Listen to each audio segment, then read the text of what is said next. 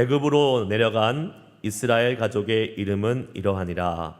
야곱과 그의 아들들 곧 야곱의 맏아들 르우벤의 아들 하녹과 발루와 헤스론과 갈미요. 시므온의 아들은 여무엘과 야민과 오악과 야긴과 스알과 가나안 여인의 아들 사울이요. 레위의 아들은 게르손과 그앗과 무라리요. 유다의 아들 곧 엘과 오난과 셀라와 베레스와 세란이, 엘과 오난은 가나안 땅에서 죽었고 베레스의 아들은 헤스론과 하몰이요. 이사갈의 아들은 돌라와 부아와 욥과 시므론이요.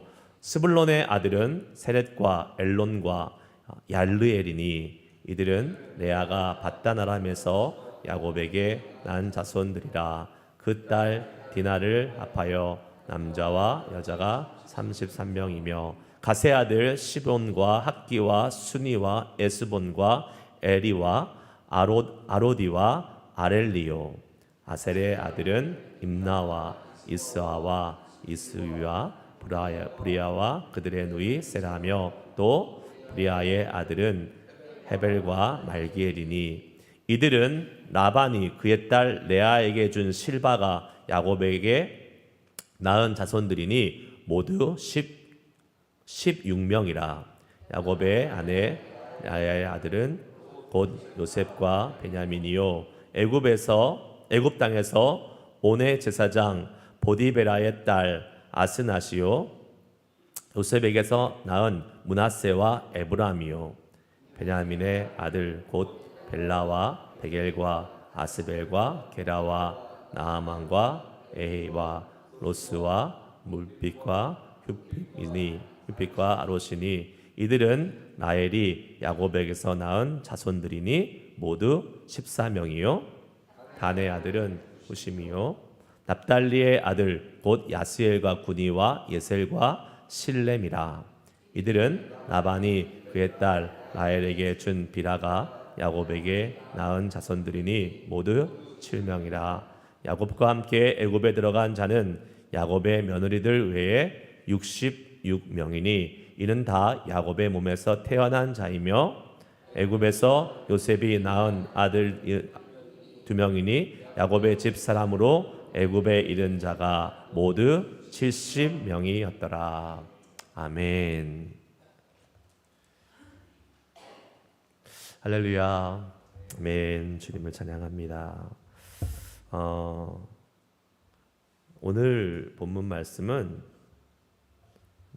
설교자한테 아주 어려운 본문 말씀입니다. 왜 어려울까요? 족보를 설교하는 건 어려운 일이에요. 이름이 쭉 나와 있는데 여기서 어떤 은혜가 있어야 되나 하는 그러한 사실은 큰 챌린지가 있고, 더 많이 묵상해야 되고 더 많이 이 본문을 연구해야 되는 그러한 상황이에요. 그래도 이제 본문을 이렇게 족보를 이렇게 쭉 이름이 나온 족보들을 말씀을 전할 때 오히려 더 큰 은혜가 있습니다. 하나님께서 괜히 이름을 또 쭉 나열하신 건 아니잖아요.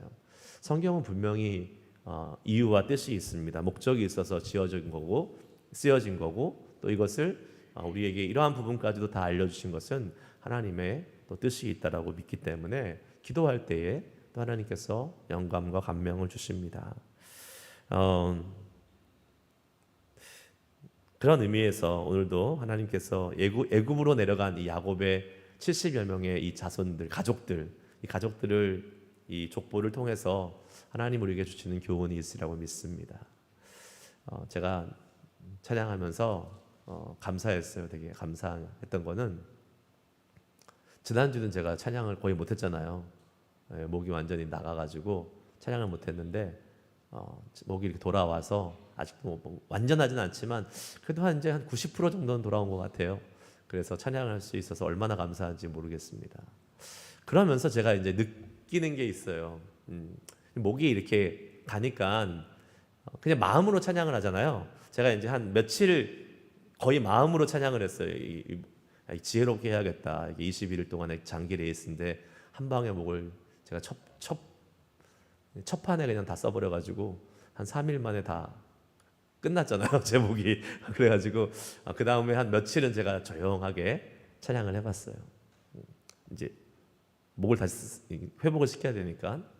그런데 확실히 그건 있는 것 같아요, 여러분. 우리가 아무리 마음으로 찬양하지만 목소리를 내서 찬양할 때랑은 완전히 다릅니다. 제가요, 여러분도 마찬가지고 찬양을 할 때 우리가 전심으로 찬양한다는 것은 우리의 마음만이 아니에요. 우리의 목소리와 영혼 다 담아서 찬양하는 겁니다. 그래서 제가 정말 큰 소리로 부르짖으면서 찬양할 때에 은혜가 훨씬 커요. 그냥 이렇게 그냥 나도 근데 마음으로 찬양하고 있지. 하나님 받으시지. 당연히 받으시죠. 왜 안 받으시겠어요? 그러나 우리가 드릴 수 있는 가장 최고의 목소리, 최선의 목소리, 그걸 드릴 때에 하나님의 은혜가 더 크다는 걸 느낍니다. 그래서 다시 회복된 목소리로 마음껏 찬양할 수 있어서 너무 좋고요. 그러면서 또 동시에 또 생각해 보게 돼요. 야, 찬양을 하고 싶은데 못하는 사람들 있잖아요. 예를 들면 북한에 있는 지하 그 기독교인들, 찬양 못한대요. 찬양하다가 끌려가니까. 그리고 우리 지난번 여름에 오셨던 그 터키 선교사님 얘기했잖아요. 커튼 다 치고 방음 다 하고 그리고도 조용조용 찬양해야 된다고. 터키에 워낙 이슬람 세력이 강하니까 해코지하고 막 그게 좀 나가면 안 되니까. 야, 그런 사람들 얼마나 답답할까, 얼마나 간절할까, 그런 생각을 또 해보게 됩니다. 그러니까 우리는 찬양을 마음껏 할 수 있잖아요. 마음껏 하지 않으면 그거는 하나님 앞에 우리가 송구스러운 일이에요. 우리한테 이 기회가 주어졌고 전심으로 찬양할 수 있는 기회가 주어졌을 때 제가 늘 얘기합니다. 여러분 노래방에서 부르신 18번 곡보다는 더 크게 부르셔야 돼요.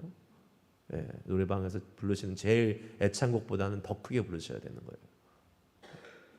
그럴 때 하나님의 은혜가 우리 가운데 더 있으려고 믿고 계속해서 찬양 가운데, 예배 가운데 다니엘 기도에 동참해 주시는 여러분들께 너무 감사드리고, 우리의 예배가, 우리의 찬양이, 저는 뭐 말씀도 좋지만 그 찬양하고 예배하는 시간이 참 너무 좋아요. 그래서 여러분들도 계속 그렇게 찬양의 은혜, 예배의 은혜에 깊이 들어가시고 또 이미 그렇게 경험하고 계시지만 하나님의 은혜가 계속해서 더욱더 풍성해지리라고 믿습니다. 아멘. 오늘 말씀의 제목은 애굽으로 내려간 야곱의 후손들이라는 제목이에요. 애굽으로 내려간 야곱의 후손들. 우리는 오늘 이 말씀을 통해서 야곱의 지금 자식들, 아들들의 이름을 쭉 봤고 그 야곱의 자식들로부터 나온 또 손주들의 이름을 쭉 보고 있습니다. 야곱의 자식들이 이스라엘의 12지파의 근간을 이룬다는 것을 우리는 너무나 잘 알고 있어요. 이스라엘의 그 근간을 이루고 있는 것은 지파 공동체입니다. 이스라엘은 이 지파들을 중심으로 우리가 잘 아는 이 야곱의 아들들 이름들이잖아요. 르우벤, 레위, 유다, 다 이런 야곱의 아들들이 지파가 된 거잖아요. 지파를 이루었고 이스라엘의 역사는 그 지파들의 역사예요. 그래서 그 지파들이 이스라엘의 역사를 이루어가고 있고 하나님의 그 역사 가운데 중심에 서 있는 것입니다. 여러분, 이렇게 야곱이라는 사람이 지금 이스라엘로 이름이 바뀌었잖아요. 언제 바뀌었어요? 언제요? 설교 다 들으셨잖아요. 몇 주 전에. 야복강에서 더 이상 너를 야곱이라고 하지 마라. 이제 너의 이름은 뭐라고요? 이스라엘이다.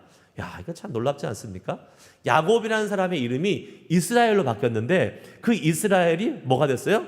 나라가 됐고 나라 이름이 된 거잖아요. 그리고 그 나라에 그 야곱의 자식들이 이스라엘 나라의 지파가 된 거잖아요. 하나님의 놀라운 계획입니다.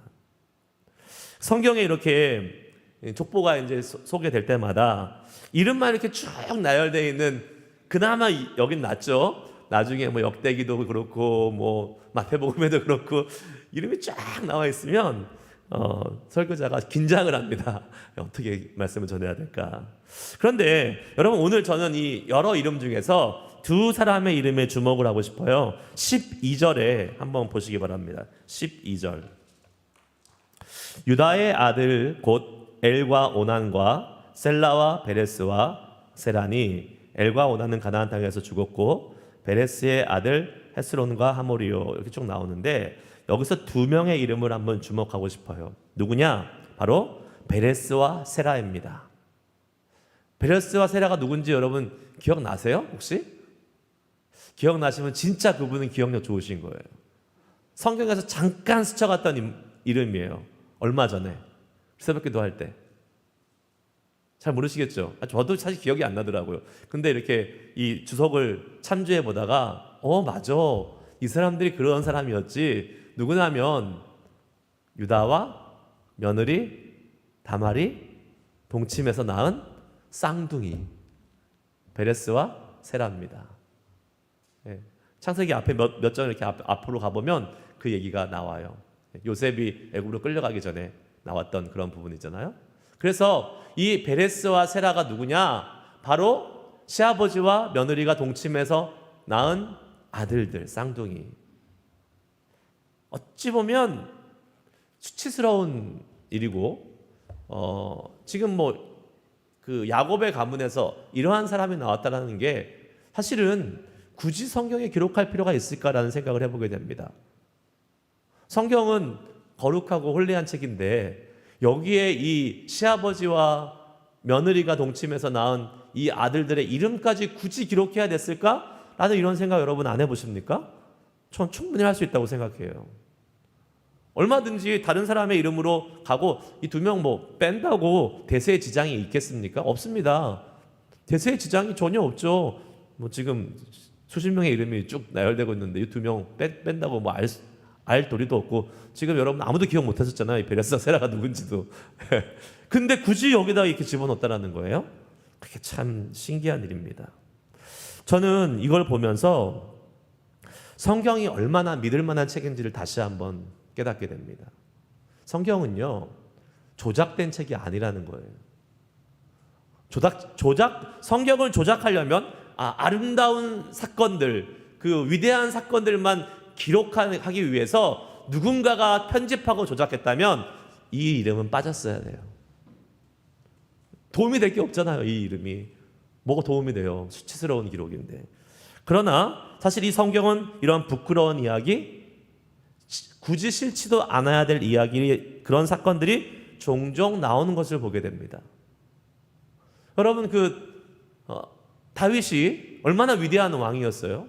하나님의 마음에 합한 자, 하나님의 유일하게 인정을 받았던 사람 아니에요? 하나님의 마음을 합한 자. 그런데 다윗의 어두운 면이 나옵니다. 뭐예요? 밧세바와 가늠한 장면이 나오잖아요. 굳이 없어도 되잖아요, 그거. 그러면 정말 다윗은 진짜 하나님의 마음에 합한 사람이구나. 정말 한치의 흠도 없고 완벽한 사람이구나 라고 미화될 수 있을 텐데 굳이 그 사건을 기록하는 것입니다. 다 이유가 있죠. 뜻이 있죠, 하나님의. 물론 그 사건을 통해서 우리가 반면교사를 삼고 또 우리의 모습도 돌아보게 하는 것입니다. 하지만 그렇다 하더라도 굳이 안 넣어도 되는데 그 사건을 이렇게 넣는 것을 보면 성경은 얼마나 정확한 책인지를 우리는 보게 되는 것이에요. 성경은 인위적으로 유리하고 유익할 것 같고 괜찮고 영웅적인 이야기, 감동적인 이야기만 뽑아서 편집한 책이 절대 아니라는 거예요.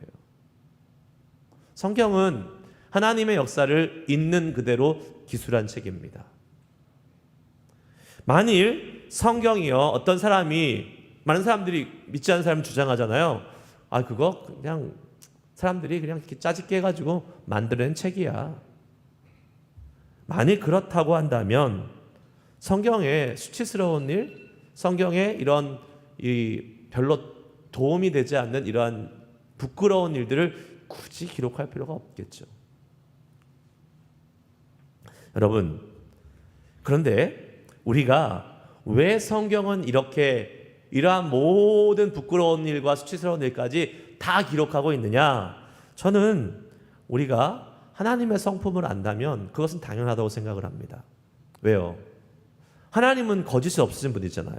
정직하신 분이잖아요. 그러니까 하나님께 거짓으로 성경을 막 마음대로 짜집게 하고 편집한다는 것은 있을 수 없는 일이에요. 거짓 없으신 하나님, 정직하신 하나님의 성품이 성경의 말씀에 정확하게 그대로 드러나고 있는 것입니다. 있는 그대로 진실되게 정직하게 정확하게 하나님은 성경을 기록하고 계시는 것입니다. 믿으시기 바랍니다. 또한 하나님은 완전한 분이시기 때문에 그러한 인간이 저지르고 있는 이 사소한 그러한 약점들, 뭐예요? 이런 수치스러운 일? 이게 사실은 사람의 입장에서 보면 그게 좀 감추고 싶고 없었으면 좋겠고 하는 일이지만, 이게 하나님 입장에서 보면 아무런 문제가 되지 않는다는 거예요. 왜요? 우리가 진정 하나님을 신뢰하고 그분이 위대하시다고 믿는다면 사람들이 만들어낸, 사람들의 연약함으로 만들어낸 작고 수치스러운 그러한 연약함이 아무런 주님의 위대하심 앞에는 문제가 되지 않는다는 것입니다. 그러니까 내가 생각할 때 이거 수치스럽고 이게 흠이 되고 이게 큰 문제가 될 것 같지만 하나님의 위대하신 그 주권 앞에서는 그거 아무것도 아니라는 거예요. 그래서 여러분, 우리가 여기서 깨달을 수 있는 교훈이 있죠. 뭡니까? 우리가 갖고 있는 흠과 연약함과 수치스러움을 하나님 앞에 숨길 필요가 전혀 없다는 겁니다. 그 하나님의 위대하심 앞에 그것은 사실 아무것도 아니에요. 우리 주님은 그러한 것들에 전혀 영향받지 않으십니다. 여러분이 갖고 있는 수치스러운 하나님 앞의 죄악들, 여러분이 갖고 있는 연약함들, 약함들, 흠이 있는 것들, 주님 앞에 문제되지 않습니다.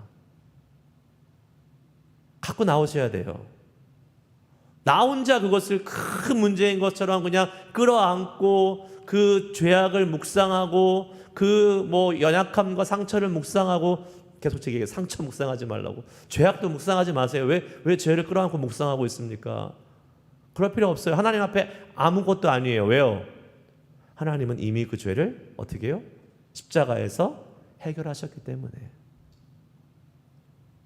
우리가 죄에 대한 심각성을 가져야 되지만 그 죄로 인해서 죄를 묵상해서 죄의 구렁텅이로 우리가 빠져들어갈 필요는 없다라는 거예요. 그러니까 죄는 나쁜고 우리의 삶을 망가뜨리는 그런 악한 것이라는 경각심 가져야 되죠.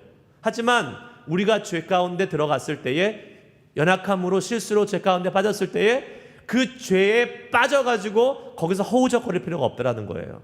왜요? 하나님은 그거 아무것도 아닙니다.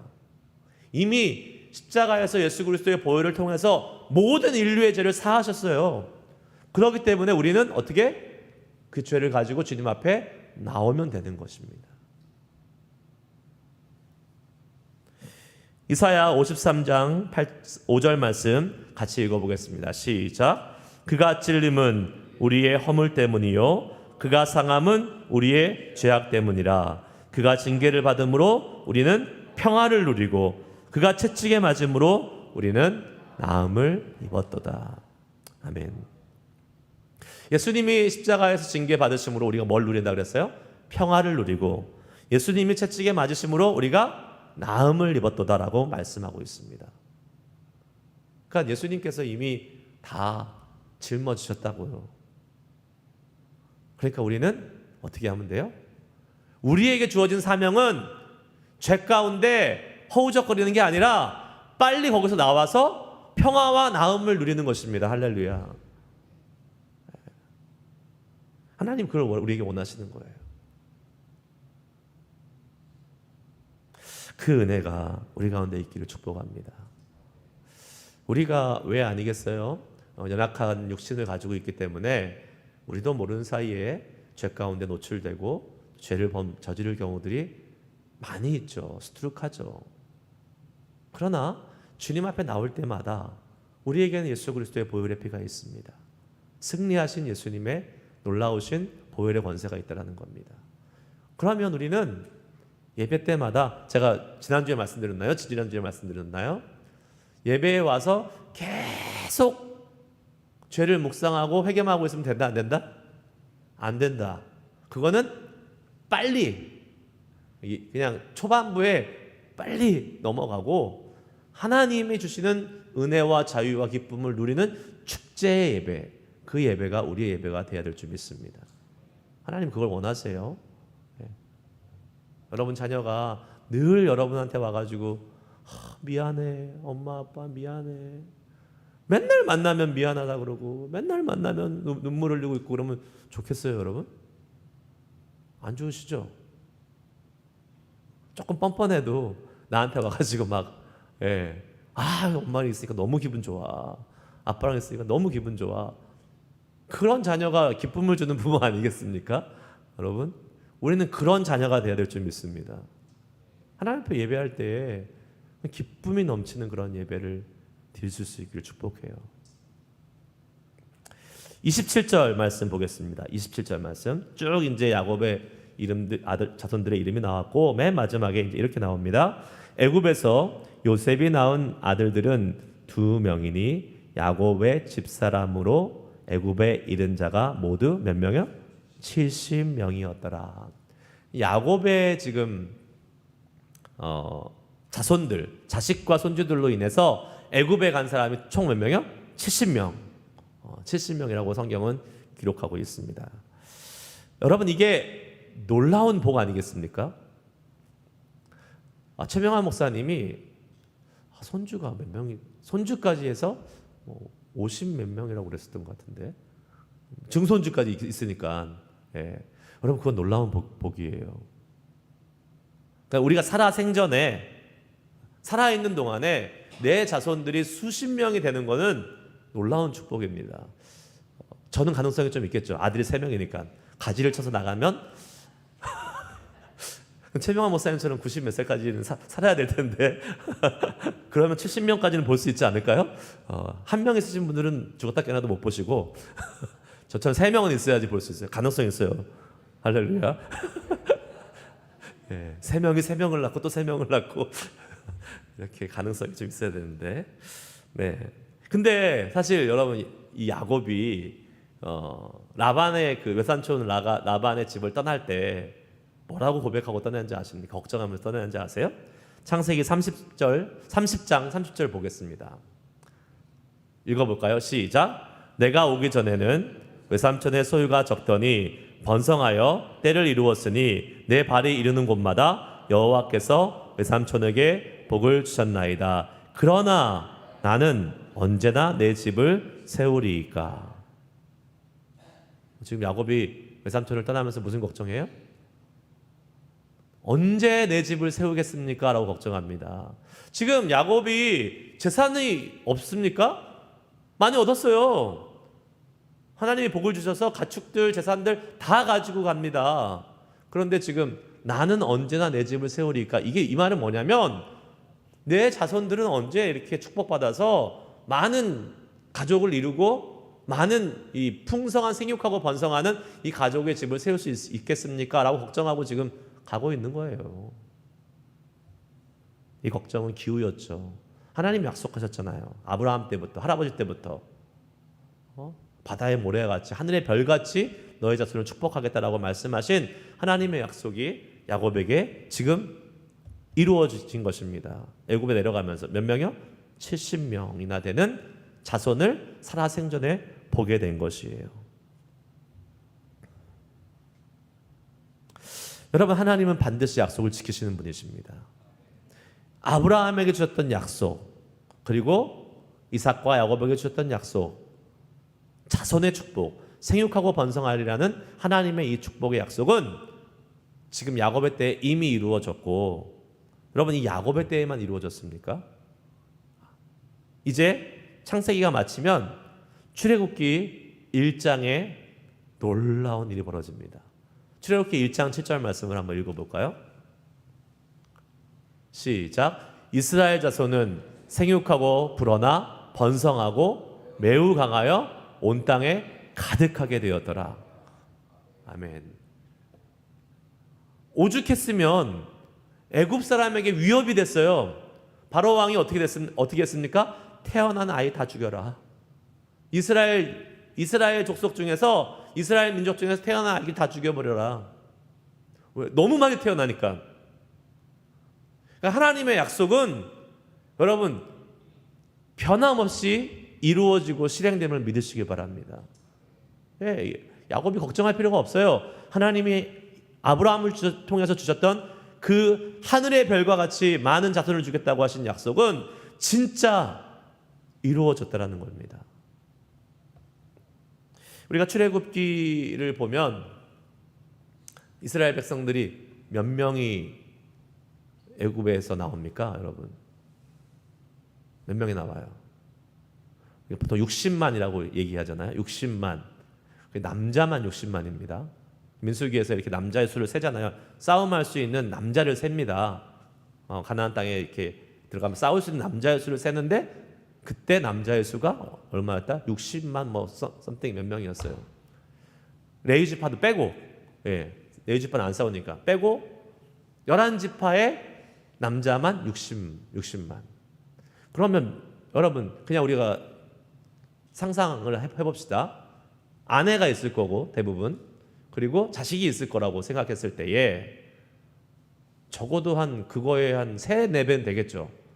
그래서 성경학자들이 추측하기를 출애굽에서 나온 인구는 200만 명 정도가 될 것이다 라고 얘기합니다.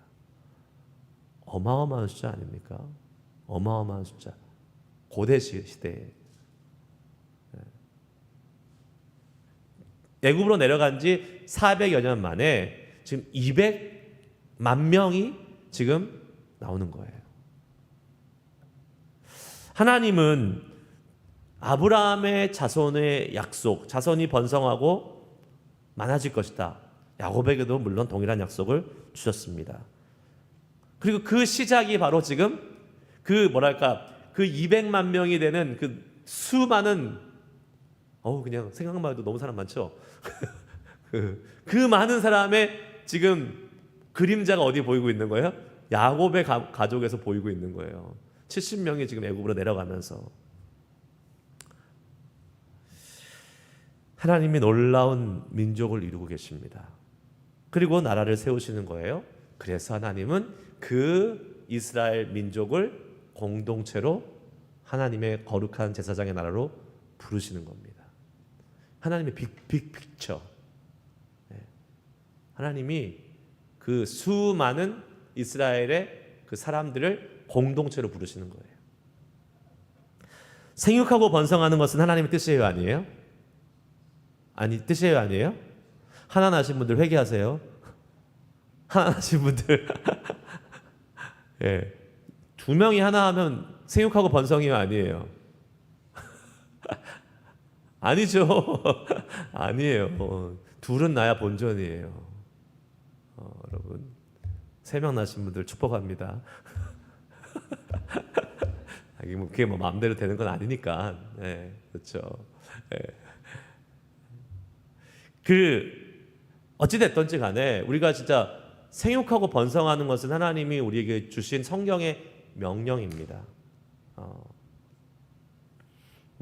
요새 저출산 때문에 상당한 그 모든 나라들의 문제이고, 특별히 우리 조국 대한민국은 1위, 출산율 최저 1위. 아직 OECD 국가 중에서 최저일걸요 아마. 큰일 났습니다. 인구 절벽이라 그러잖아요. 인구 절벽, 이렇게 이제 떨어지는 거예요. 보통 이제 제가 자랄 때만 해도 하나만 낳아 잘 기르자. 그래서 하나 낳는 분들이 많아서 그때 너무 인구가 많으니까. 근데 지금은 진짜 너무 안 나가지고 문제잖아요. 결혼을 일단 안 하고, 결혼을 해도 애를 안 갖고, 애를 낳아도 1명만 낳고, 이러면 이거는 정말 문제가 심각한 일입니다.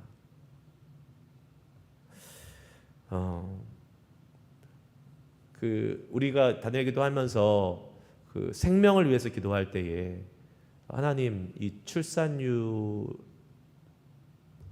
낮아진 것, 생육하고 번성하라는 하나님의 이 생명의 축복을 우리 가운데 더해달라고 같이 기도했지만, 정말 우리가 기도해야 될 일이에요.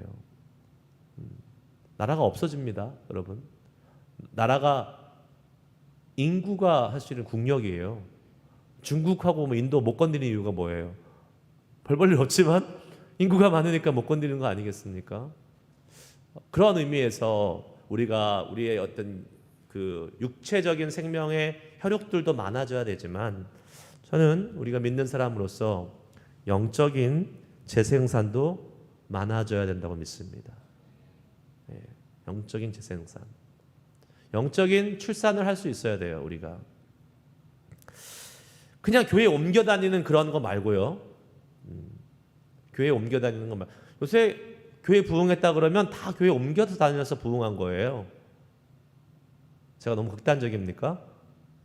아니요. 저도 한 20년 동안 교회 이렇게 미국 이민교회를 지켜보면서 교회 처음 아예 생짜배기 정말 출산해서 영적인 재생산 출산을 해서 신생아로 교회에 온 사람들은 너무 작아요. 퍼센티지가 너무 작아요. 대부분 다 저 교회에서 이 교회로, 이 교회에서 저 교회로 온 분들입니다. 어떤 큰 교회가 문제가 생겼어요. 어려움이 생겼어요. 그러면 무슨 일이 벌어져요? 그 옆에 교회들이 주워 먹어요.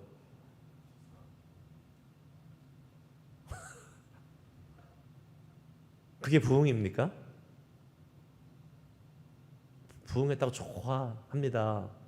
절대 그건 부흥이 아니에요. 그거는 물론 그 어려운 힘든 영혼들이 갈 데가 있는 것은 감사한 일이에요. 저도 우리 교회가 그런 교회가 되기 원해요. 방황하고 힘들어하고 교회를 정하지 못하는 그러한 정말 안타까운 영혼들이 우리 교회가 홈처치가 돼서 여기에 그냥 뿌리 박았으면 좋겠어요. 그런데 그게 주 목적은 아닙니다. 교회의 주 목적은 믿지 않는 자들이 오는 거예요. 믿지 않는 자들이 하나님을 만나서 하나님의 자녀가 되어서 하나님의 나라의 숫자가 늘어나는 그것이 교회의 존재의 목적입니다. 우리는 그런 교회가 돼야 돼요. 그렇다고 다른 교회 다니시는 분 오지 마세요. 이럴 필요까지는 없습니다. 아직까지 우리가 그 정도는 아니에요. 아직까지 그 정도 수준은 아니에요. 나중에 진짜 여기가 꽉 찼어. 그러면 그때 얘기할 수 있어요. 다른 교회 분들 오지 마세요. 그때는 얘기할 수 있어요. 진짜 그때는 자리가 없으니까 이제는 진짜 우리 안 믿는 분들만 오시기 바랍니다. 교회가 때가 있는 것 같아요. 이제 단계가 있는 것 같아요. 지금은 우리에게 하나님의 일꾼들이 많이 필요할 시기입니다. 이때는 일꾼들을 보내주시면 감사함으로 우리 같이 함께 동역해서 나가면 되는 거예요. 그러면서 항상 잊지 말아야 될 것은 뭐예요? 우리에게는 영혼 구원의 사명이 있다는 겁니다. 그렇게 건너오는 사람들로 인해서 와 우리 교회 부흥하고 있다. 부흥 아니라고요. 분명히 말씀드립니다. 그건 부흥 아니에요. 하나님 입장에서 보면 똑같은 거예요. 이주머니에서 이주머니로 온 거예요. 여기 있던 돈이 여기로 온 거랑 똑같은 거. 그거는 아니죠. 그거는 하나님 입장에서 똑같은 거예요. 그거는 진정한 부흥은 믿지 않는 자들이 우리의 영적인 재출산을 통해서 우리 태신자라 그러잖아요. 믿지 않는 영혼들 품는 거잖아요. 품고 주님 앞으로 나오게 하는 그 재출산, 영적인 재출산을 하실 수 있는 우리 모두가 될 수 있기를 축복합니다. 믿지 않는 영혼들에 관심을 가져야 돼요, 여러분. 다른 교회 다니는 사람 우리 교회를 어떻게 데려올까 그 관심 끄시고 그런 분들은 그냥 스스로 오면 웰컴해 주시면 되고요. 믿지 않는 영혼들 있잖아요. 없진 않을걸요. 앨리스트 한 명은 있을걸요. 여기 없으면 한국이라도 있을걸요. 제가 말씀드립니다. 전도는 우리 교회에다 갖다 놓는 게 전도가 아니에요. 어디든지 괜찮습니다. 여러분 한국에서 안 믿는 사람이 있으면 계속 그 영혼을 위해서 기도하고 그 영혼이 한국에 있는 어느 교회를 갈 수 있도록 여러분 계속 인도하세요. 하나님 입장에서 똑같아요. 우리 교회에 와서 앉아 있으나 그 교회 가서 다른 교회 가서 앉아 있으나 하나님은 기뻐하시는 겁니다. 꼭 기억하시고 우리의 이 영적인 재출산이 출산율이 높아질 수 있기를 축복합니다. 그런 교회로 우리 교회를 사용하시고 이끄실 것을 믿고 우리 오늘 아침에 다시 한번 기도하며 주 앞에 나아가도록 하겠습니다. 함께 기도하시겠습니다. 하나님, 우리에게 이 정확하고 진실된 하나님의 말씀을 주시니 감사합니다. 수치스러운 일, 부끄러운 일이지만 하나님한테는 그것이 아무것도 받아되지 않고 하나님은 그것을 뛰어넘어 위대하게 일하시는 전능하신 분이기 때문에 문제되지 않습니다. 우리의 수치와 우리의 약점과 우리의 죄악까지도 하나님 앞에는 전혀 문제되지 않습니다. 주님, 우리가 예수 그리스도의 보혈을 의지해서 나아가기만 하면 주님은 다시 한번 우리를 품어주시고 용서하시고 사랑해 주셔서 내가 어떠한 모습이 있다 할지라도 너는 괜찮아, 너는 나와 함께 은혜와 사랑을 누리자 라고 말씀해 주시는 그 초청 앞에 오늘 시간 나아갈 수 있기를 바라고, 또 우리에게 주신 이 생육하고 번성하라는 하나님의 이 말씀을 기억하면서 주님, 우리의 혈육도 생육하고 번성할 뿐만 아니라 우리의 영적인 재출산도 번성할 수 있도록 인도해 주시옵소서. 오늘 말씀 기억하면서 함께 말씀 붙들고 반응하며 기도하도록 하겠습니다. 기도하시겠습니다.